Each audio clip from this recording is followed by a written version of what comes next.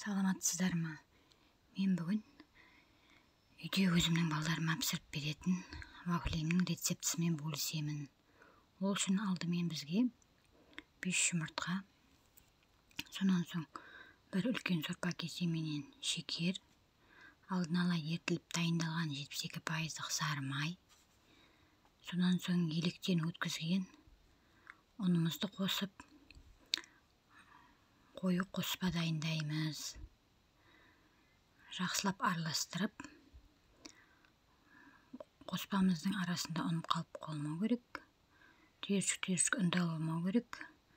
Әбден жақсылап араластырып, сонан соң қолымыз бос кезде алдын ала вафельницамызды пешке қосып дайындап қоямыз. Бұл рецепт тез, қоспамыз дайын болады, бұл оңай рецепт. Сосын бір айта кететінім, мен осы рецептпен дайындап жүрген біраз болды.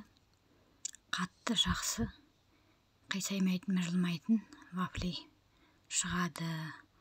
Осылай алдымен кішкентай ожауымызбен қызып тұрған пешімізге құямыз. Біріншісі әрине қай заттың да біріншісі дұрыс шықпайды, өздеріңіз білесіздер.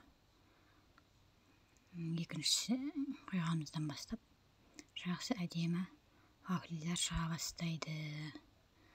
Оны видеоның барысында көре отырасыздар өздеріңіз.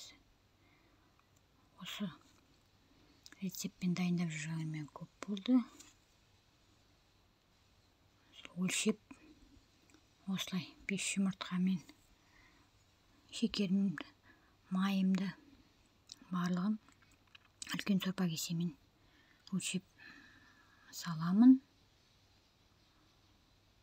Менің рецептім ұнап жатса дайындап көріңіздер. Лайк басып, комментарий қалдырыңыздар. Каналыма тіркеліңіздер.